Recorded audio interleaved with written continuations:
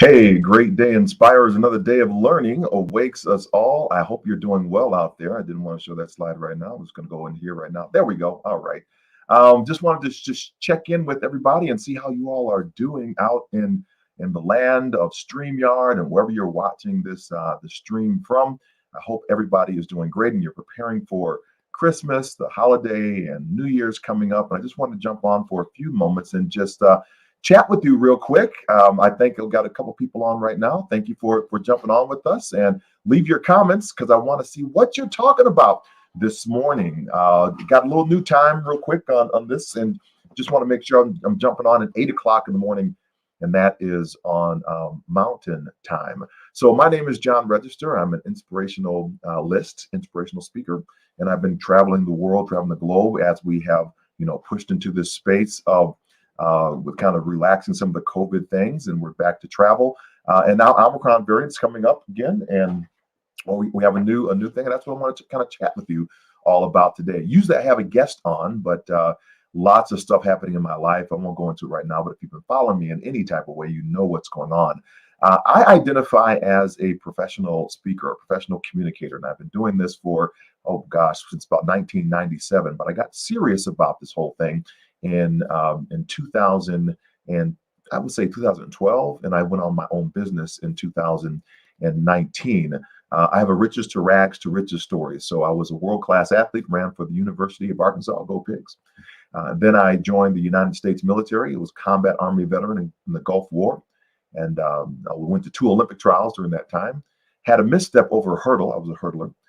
That misstep caused an injury to my left leg, which resulted in its amputation. So I was on active duty when I had an amputation, and now represent the 70% of those individuals with limb loss from the military that did not get it by way of combat. 70%. Okay.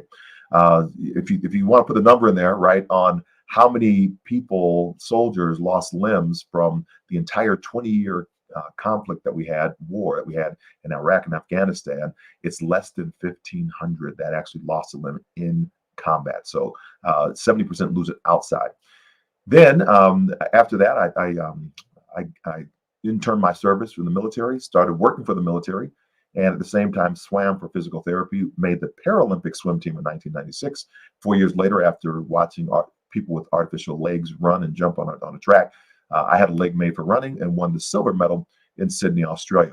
From there, I went on to work for the United States Olympic and Paralympic Committee. I founded the military sports program, now defunct sports program, and then pushed into another space and wound up doing some programs and growing youth programs and teaching athletes how to present and share their journey stories. And now we are here as a professional communicator traveling the globe. I'm actually in my house now in Colorado Springs, with a lot of stuff we'll talk about maybe in a little bit. But I want to get into this thing today around this past year.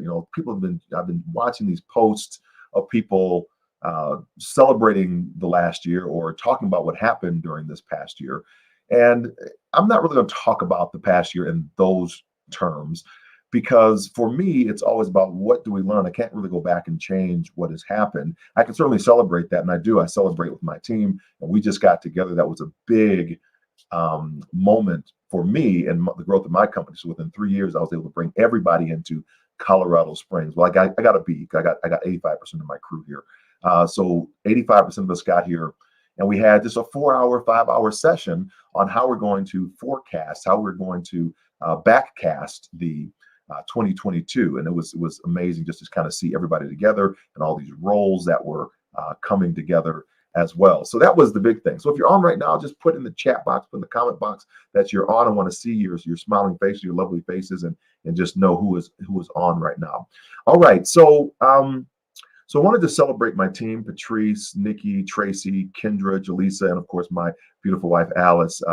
They are just rock stars and really helped me on things that I can't do myself. I want to see if I have a little deal here, which kind of shows you who I am, how I show up. But here it is.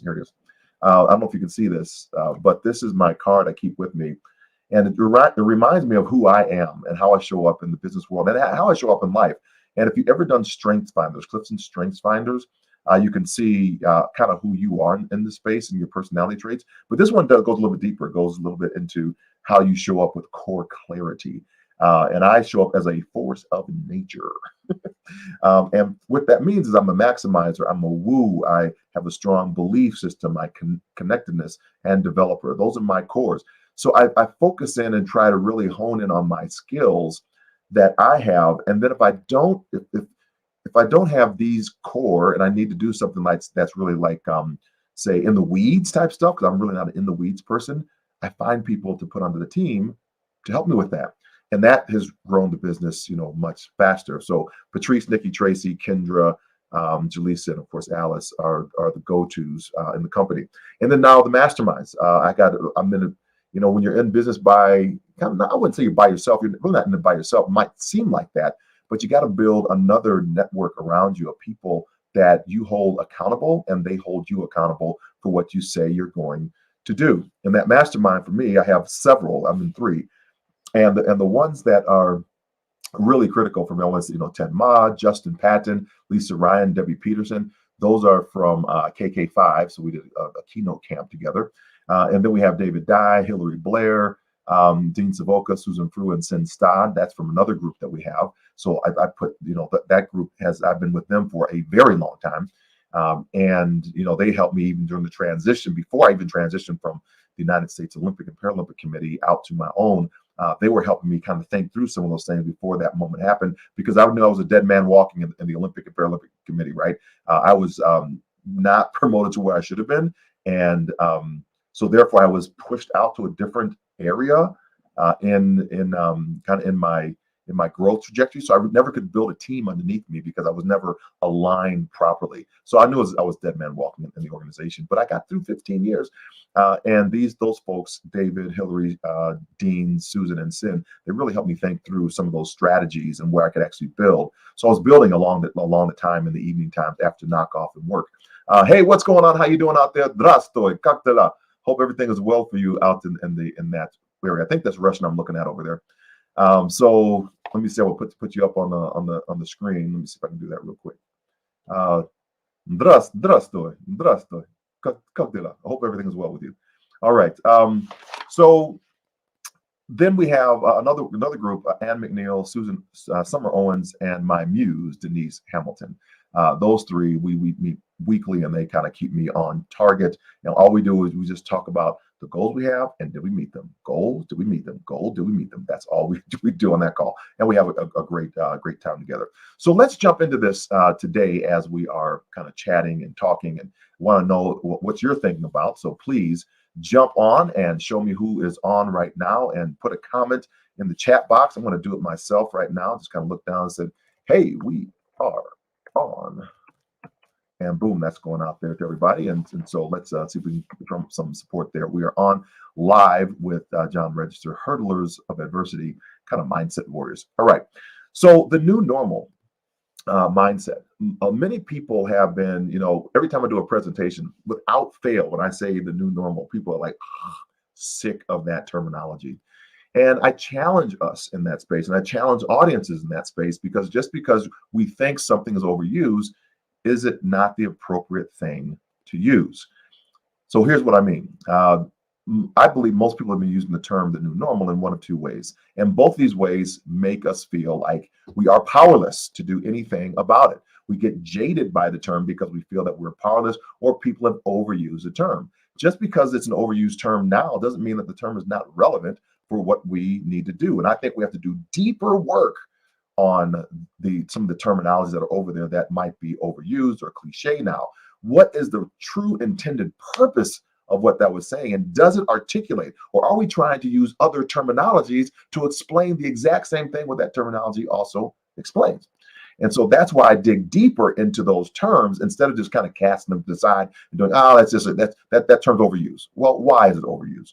Who's overusing it? And what term are you using to insert to talk about the same thing that needed to actually happen? So the term the new normal, we've been using it in one of 2 ways. The first way, powerless way, is going back to a previous state that we don't get back. I don't get my artificial leg. My artificial leg is on. I don't get my true leg back. I don't get my real leg back. So that's gone. So that's gone. That normal is gone for us. Whatever that was, whatever our day-to-day operations were, that is gone, right? We don't get back pre-COVID. It's gone. So and even yesterday we don't get back, right? We can't look backwards in time for trying to help us with some things that we have to do now that's in this new normal environment. So uh, we hear the term this way. I just can't wait until things get back to normal. Just can't wait until things get back to normal. It ain't happening, folks. It's not happening. We're not going backwards. We don't go backwards. So then, if we're not going backwards, why are we using old things, old thoughts, old ideas, old methodologies to put into a new box? Because new is no prior point of reference. New is no prior point of reference. So then, the second way we use the term is a state of present state of existence. We say it like this. Well, I guess this is just our new normal. I guess this is just our new normal. And that means we're powerless too. We're just here. We can do nothing about it. Well, of course, we can do something about it. New is no prior point of reference, and normal is the everyday typical occurrence of a thought or an action. If we're in a true new environment, we can't use old things to do the new. How many of you out there have been using? How many of you out there have been trying to use those old things to put into the new focus in the new area of your life, the new way that you have to show up now? If you're trying to do that, that's kind of the definition of insanity. Trying to use something old into something new, and that's insane. So we have to do the work. How many of you have done a lot of work over the past couple of years? How many have done crazy amounts of work? And the question is, how hard were we working before? Secondly, the normal. Normal is the everyday typical occurrence of a thought or an action. So what are the rituals that we had in place that lead us to a rhythm that elevates us to a rise that create the desired results that we're looking for in our lives? That's where we have to kind of focus in on. That's where we are dialed in on. What are those rituals? So let me explain it to you in a way that we see that of what that growth model actually looks like. I'm going to share the screen with you real quickly here and just kind of show this you from the side. So my growth in all this I came out with three different things because I began to go deep. Before I show this whole thing slide to you, I began to go deeper. A lot of my colleagues, they went broad. They started becoming coaches. They started doing all kind of stuff to try to bring in revenue. And I said, you know what? I just need to go deeper into who I am. I'm not saying that what they did was wrong. I'm just saying that I needed to try to understand what I was delivering and why it was resonating with people and to go deeper into that content. And what came out the other side was this whole moment of clarity around why it is that we go through some of these challenging moments and how we can actually come out. Because a lot of speakers, a lot of inspirational speakers, a lot of motivational speakers, they give you a great story, but they don't tell you how to actually get out of the process. So really quick, I'm going to go through this. This is a deep dive, but I'm not going to deep dive it here. I'm just going to kind of walk through this really quickly to let you see kind of how this actually happens. Well, the first piece is you have this reckoning moment, right? The reckoning is a place in time where you understand that you can't get back what you have gotten back. There is some type of an old routine that we're doing. Take my story, for example. I'm training for the Olympic Games. And I have this accident, this catalytic moment that happens. The catalytic moment for me is when I go across the hurdle and I crash land. And subsequently, 7 days later, I become an amputee. That's the catalytic moment for me. What is your catalytic moment that happened when you were doing your old routine of going through kind of pre-COVID, your transition from school, pre-transition to a new work environment, pre your transition for losing a loved one, pre your transition from having a relationship go bad, pre your transition from getting into your school, pre-transition from actually having a new relationship come into the household. Who were you before, and what was the catalytic moment that happened that shifted you? That said, "Oh my gosh, something has changed." And then finally, on this kind of the reckoning moment is, when did you have a desire to return to the old way? Did you ever have a desire to go backwards because you wanted to get it back? I can't wait until things get back to normal. Did you say those things? So in this is the reckoning moment. The reckoning moment says to us, that things are not going backwards. And I realize that. And when I realize that moment, that is my reckoning. That is the reckoning moment. Then we have this transformation. The transformation comes to the point of, I think I'm going to rebuild. I begin to have a vision around this, but I think I'm going to rebuild. But I realize I can't rebuild because that foundation is gone. I have to, if I'm going to rebuild, I'm going to have to build on a new foundation. So I begin to have a vision around that new foundation. The vision is beginning this redefining moment of who I can show up as. Who will I be in this moment after I have this reckoning moment that I can't go backwards? I have to go forwards. So who can I be? Who will I be? Who will I show up as? And at some point, we have to release. And the release moment is this. I have to make a conscious decision, a conscious choice to actually make this jump. And this is where people get stuck. This is where people that I have found, they want somebody to do this work for them. They want somebody to make the jump for them. But there is no book. There is no 10 points on. There is no, 6 steps to for this release moment. The reason I have a hurdler pushing over a hurdle in this spot, jumping over the hurdle, is because the hurdler has made up enough momentum to get to their release moment to where they jump. They actually have to jump, leave the ground themselves, and no one can make you do that. No one can actually make you jump. My coach can coach me on how to attack and how to get to the hurdle. But I have to choose to jump, to take the parabolic curve once I leave the ground, gets me across the hurdle to the other side. I have to make that choice myself. If I don't make the choice, I live in this space, not of regret, but in justification, justifying how I was showing up as, right? Justifying to myself and others why I was not courageous enough to make the jump. And that can look really fragile because it becomes all about me on how I'm trying to protect how I look to others and how I look to society. Once I make the jump, once I do that, then I live in a life of this new normal mindset. The new normal mindset is this rebirth. I now realize I have to unlearn a lot of things in order to learn over again. What in my old routine do I need to let go of and release of? And now in this rebirth, what are the new skill sets that I need in place, and how long is that going to take me to learn those things? It doesn't happen overnight, because now as we're approaching the next variant in this whole COVID scenario, the Omicron variant, a lot of people are still saying, I just wish we could get over this. I wish we can get back to normal. We're going right back to the old routine. Our language has not changed around it.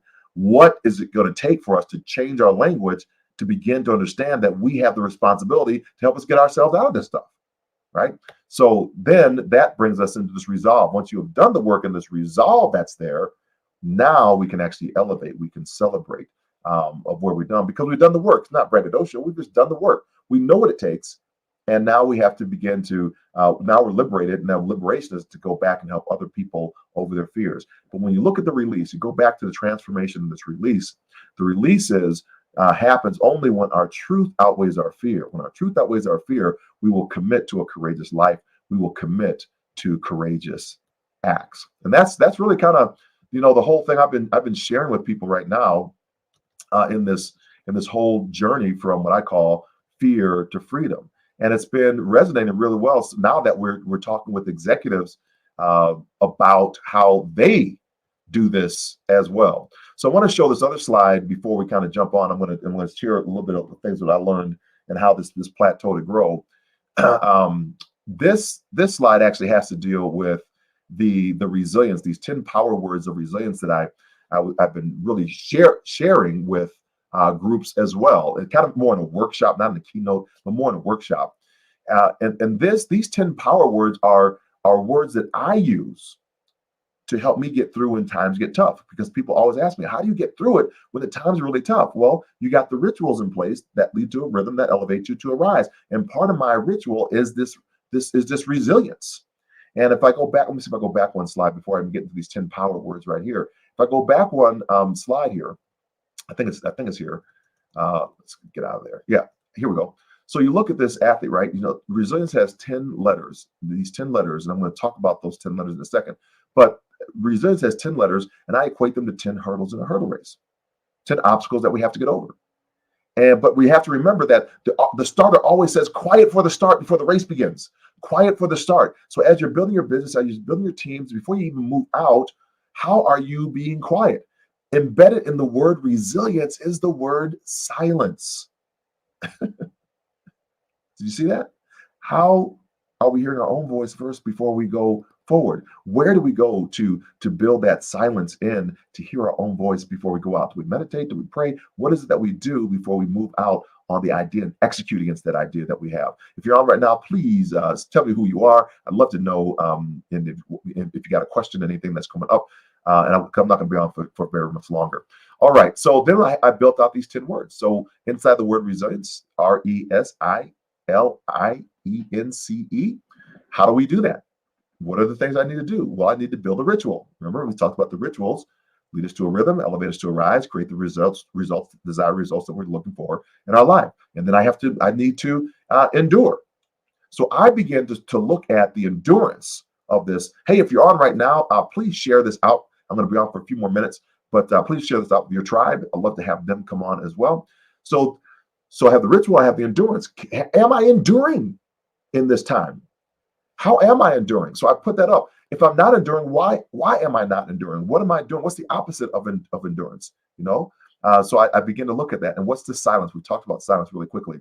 And then do I have some ingenuity about myself? Am I thinking differently? Am I in a space where I'm only following the crowd, or am I looking at the things that people have just kind of brushed over and going deeper into that lane? Am I listening with intent, keeping my mouth shut to hear what I need to hear in order to help my clients serve them better? What are you listening to? What are you hearing in your word? And how intense are you getting? The intensity, am I showing up with intensity, with actionality, and being actionable and intentional about my intensity? And next, engaging with my clients, engaging with my family, engaging with anyone that I'm coming in contact with to actually deliver upon the promise that I have for our company. The vision is to inspire worlds. That's our vision for Inspire Communications International. Not that we're inspiring the entire world. I can't reach the entire world. But if I'm connected with other individuals who are inspiring their world, eventually we are connected, and we are connecting and we're engaged. And then never yielding, never going back. Am I yielding to the ideas of somebody else? Am I yielding to ideas of principles? Or am I really never yielding to the thoughts I'm trying to get out to actually inspire worlds? And that takes sometimes courage. Am I acting courageously? When I see something that is wrong and I know it's wrong, do I speak out against it? Do I show up in that as a champion for someone else? And who am I surrounding myself that can show up as champions for me? And then finally, do I elevate and evolve? So I'm looking at all 10 of these things. You can do your own 10 words, right? You don't have to take mine, but you can look at your own 10 words of what you're doing and how you can actually show up at a greater capacity every single day for that. So those are what I look at, in kind of my life as I focus on this whole pathway from our fear to our freedom. We have the reckoning, the transformation, and then the new normal mindset. And I shared with you earlier that the only people that make the jump, thank you so much for the thumbs up. The only way that we do this, that we get a chance to do this, is if we live courageously. And how we do that? We have to, I believe, we only make our jumps and our commitments when our truth outweighs our fear. So here it is. Once again, when our truth outweighs our fear, we'll commit to a courageous life. We'll commit to a courageous act. Here we go. So it looks like this. When our truth outweighs fear, we commit to a courageous life. But here's the thing that comes behind it. So here's the action step, right? This is what we share with our teams that we're working with from Inspire Communication. This took the whole COVID to get to a point like this. And that is, when my truth outweighs my fear, what will I do? When my truth outweighs my fear, what will I do? What will you do when your truth outweighs your fear? What are you fearful about? And if you could release from that fear, what would you do? Who's holding you back to that fear? Is it other people? Other people believing for you what you can or cannot do, which is based on what they believe they could or could not do if they were in your situation? Is it society? Society dictating to us on whatever news channel we might be watching what our fears should be and how we should be showing up. When our truth outweighs fear, How will I live courageously? Hey, thank you. Wow, what's up, Maria? What's happening? How you doing? I got to put a shout out to the one and only, the amazing Maria Howell. What is up, my friend? I hope you're doing great. You're having a great day. I'm not sure if you saw all the kind of posts that have been going on with my mother. So yeah, she passed. So we're just we're getting in the moment of celebrating her for her life on this side of glory. But everybody follow the amazing Maria Howell. You got a question, Maria? She's fantastic. If you ever saw The Color Purple and you saw the choir scene, the girl in the choir scene, that's her saying, "God is trying to tell you something." I know I didn't do that justice for you. You probably thought, "Shut up, dude, shut up." So when my truth outweighs my fear, I will what? I'm going to commit to this courageous life. So what do you think? What do you think about that? I'd love to know what you are thinking about that. So the lessons that I got from COVID, right, is growth. When we're looking at what's coming up with this Omicron variant, don't get stressed out about it. How do you grow? What have you learned? You should have learned something over the past 20 months, 22 months. What is it that you learned? Is family more important to you now? We have our relationships better and more connected. Are we celebrating when we are together? We do get that thing. Are we making life more miserable for other people that are trying to do some type of compliance? And we're saying, no, don't stomp on my freedoms because I'm American. Or are we trying to show up and help others? How are we? What's my responsibility? Don't put on somebody else. What are you doing based upon what you've been taught by your parents? How are you showing up to support others that might not be where you are in this moment? That's the deal. As soon as you go and pointing fingers at other individuals, other people, then holy cow, you're not focused on you. Hey, Franda Graves puts up something here. I learned that it's better to be instead of always doing. Yeah, is that, Franda? Is that I'm interested now? Is that the B? Is that the silence that we're just talking about? The resilience, and we have the silence in that. Is that what you're saying? I would love to know if that's it. You know, the just to be in the moment.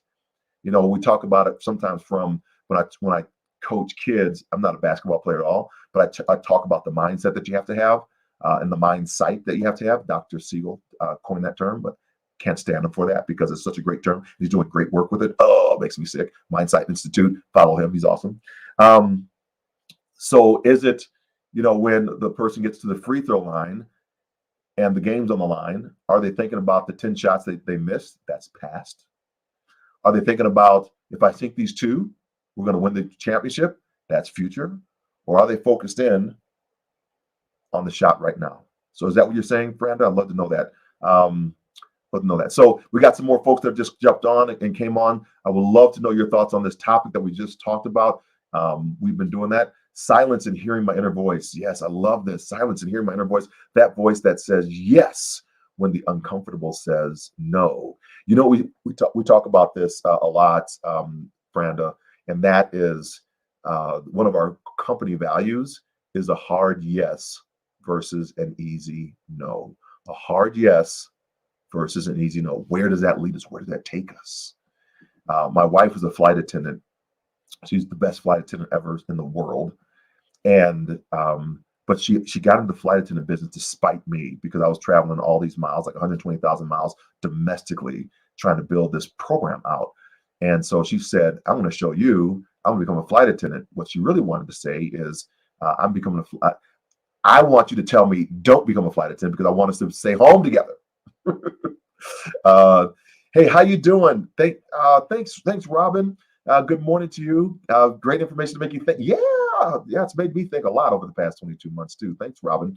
Robin's also another amazing individual, close to my church. She's a fantastic individual. So hard yes versus an easy no. So we're trying to figure. So Alice doesn't want me. She really doesn't want to become a flight attendant. She wants me to say, no, stop. We're going to be home together. I'll stop flying around. That's what she wanted me to say. But I'm being a good husband, say, go, go, go. I support you. I got the household. She didn't want to hear that. That wasn't the right response. So we find out about this whole new world after she makes it. She gets through. She's flying for ExpressJet at the time. Now she flies for Southwest Airlines. And we didn't know anything about this whole world. And she has to fly. She has to pay her dues. So she has to fly over Christmas. She has to fly over New Year's. My daughter's birthday, Ashley, is on the 30th of the month of December. And she's really young at that time. I think she's like 11, about to turn 12 or 10, about to turn 11. Yeah, Robin, my wife is awesome. So she's we're sitting down. Alice is gone. Ashley and I are eating dinner, and I said, "Hey, Mom's got to fly over your birthday. What would you like to do? Because it's just me and you, kid, right? Your brother's off at at college in California. So what do you want to do?" And so, without skipping a beat, without missing up, taking a slurp from her ramen noodles, because that was me cooking, she says, "I want to go to Paris." I was like, "What in the world? Where did this girl get this Paris? She's 11. Who told her about Paris?" So instead of saying no right away, "You ain't going to Paris," I just said, "Okay, let me just kind of see." I'm working for a job. I don't have money to go to Paris. I look online. The tickets are like $3,500 a piece to go. I can't afford $7,000 to go to Paris, hotel and all this other stuff. So I call Alice and I say, "Hey, does your airline, ExpressJet, do you have like any code shares or things with another company that can we get because your daughter said she wants to go to Paris." And she says, "I don't know." So she called her supervisor, and the supervisor says, "Yes, Old Continental Airlines, before they merged with United, from Houston, they go." So how much does that cost? $115. I got that money. So I said, "Okay, great. Now I need a passport." There's no way inside of 2 weeks I can get a passport, right?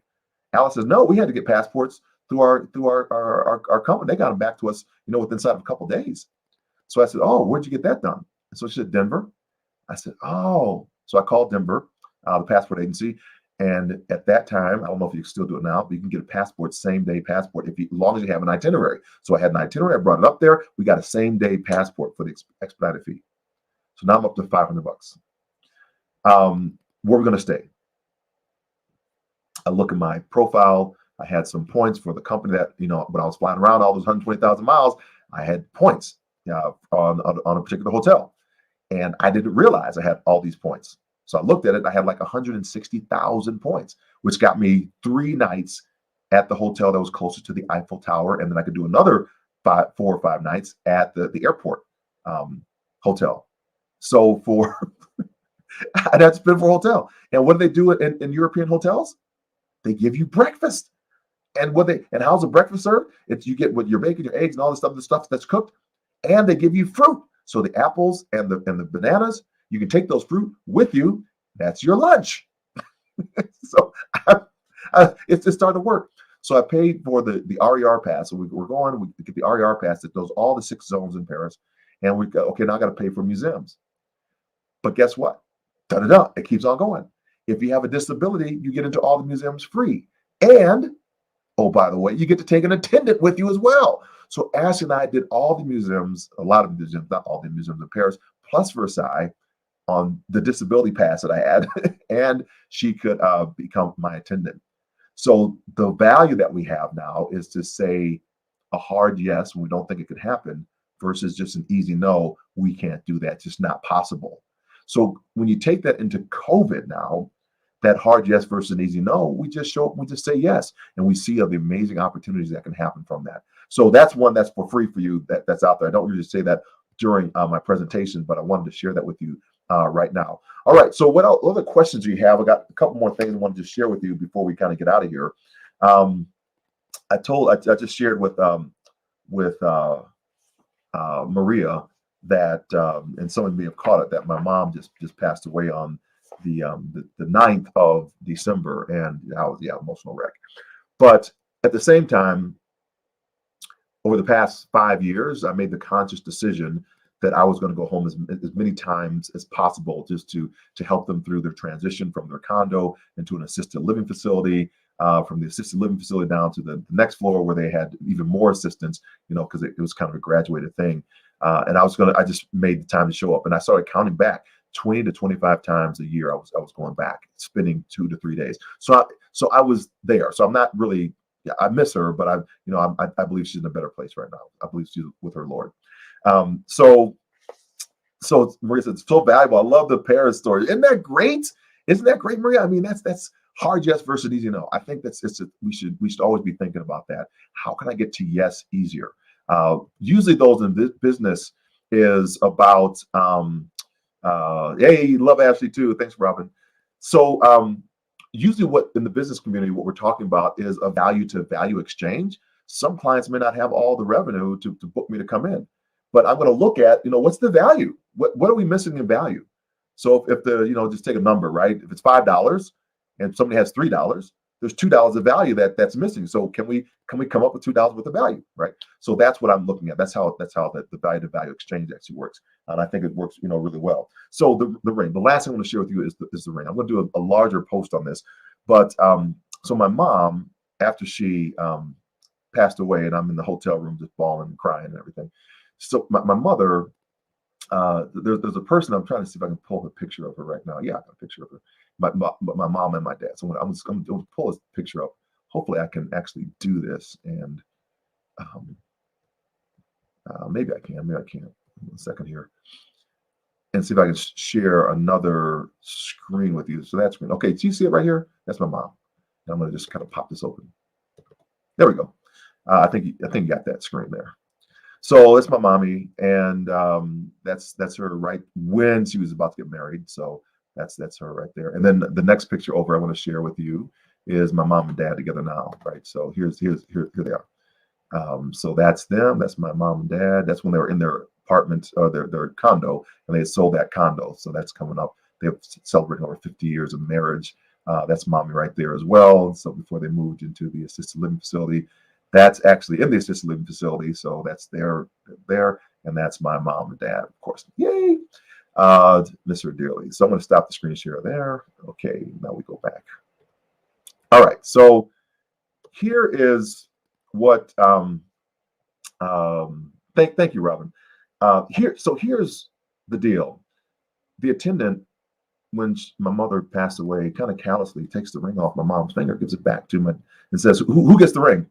I'm like, dang it, my dad gets the ring. And I thought about it in the moment, the sobering part of that was, this is the end of the vow. This is when the vow ends. And that was profound to me, that this ring lasted 58 years of marriage. And the ring was given back with this kind of, who gets the ring? I said, how did my dad actually pick it out with care to give to her on the wedding day that would last 58 years? And then I started thinking about, the vow they took, and how many of us, myself first, I'm thinking about myself, when we go into this vow, this sacred moment, are thinking about the death do we part.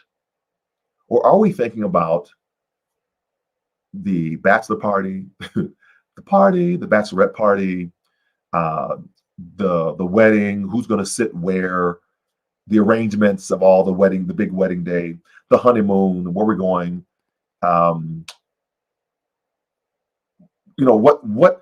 are we thinking about on the wedding day? Are we actually thinking about the entirety of the for better and the for worse, the sickness and the health, the richer and the poorer? Are we thinking about the death to we part? Or are we just talking about, well, throw the rice, let's get the limo, let's invite all our friends, wave, show the ring on Facebook, bling, bling, bling, bling, you put a ring on it. Or are we thinking about the soberness of 58 years of what a ring actually represents and the end of the vow?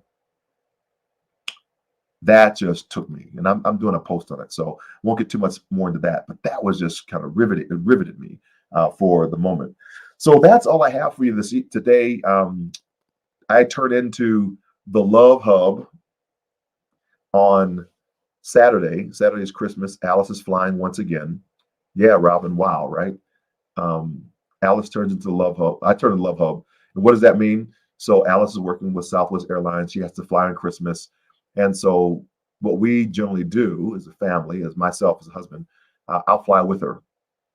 And we try to do this 12 times a year. So I fly with her and just we'll celebrate together. So on Saturday, we're going to be celebrating Christmas in the air. So I'll just fly with her, and we'll fly with her to I think her destination is San Francisco, and then we'll go from San Francisco to Sacramento, and we'll just be flying around on the plane with her. And I'm just going to be all gaudied up with all my Christmas stuff and everything. So that is it for today. It was a great year. We have another year, banner year, about to start. I mean, we have a lot of bookings already for the new year. So if you're trying to get in on January, it's pretty much already locked down. So because I'm only working 2 weeks in January because the funeral will be on January the 8th. And so a lot of people have already booked in dates. There are a couple left. So you may want to check in with Nikki, check with Nikki to see if you are out there and you're looking for like a kickoff for the new year. So I'm available to do that. Thanks, Robin. Appreciate that. Hope you're doing well, and can't wait to get back over to. I probably won't be there on the church on the on New Year's. Probably the first time in a long time that I won't be there because I want to just be around family during that time. And so we're doing that. And then there's one more thing I want to share with you all. Oh, next year we have a lot of stuff that's coming up. We're going to be doing this 10-minute, just 10 minutes on, 10 minutes off with the gentleman that I met over in Dubai. And he's amazing. And we're gonna yin and yang something around. He builds teams. I build the individuals within inside of teams. And so we're going to talk about that and how we just do it. These little 10-minute, 10-minute hits, 10-minute conversations on this. His name is David, and we're going to hit that really quick. So thank you all for watching today. I really appreciate each and every one of you. And as we say here, go forth and inspire your world. Why? Because go is your command, forth is your direction, inspire is your vocation, because only you can do this work in the world because it's your sphere of influence. Yay, Franda. Yeah, Franda, Dubai was awesome. And Abu Dhabi, Sharjah, Ras Al Khaimah, Bahrain. Love that part of the world. So go forth and inspire your world, everybody. We will talk to you a little bit later. And I don't know if I'm going to do one next week. Maybe I will want one. I'm not sure if I'm going to do one or not, but check back in. It will be at 8 o'clock if I do another session. All right. Have a great day. Inspire your world. Bye for now.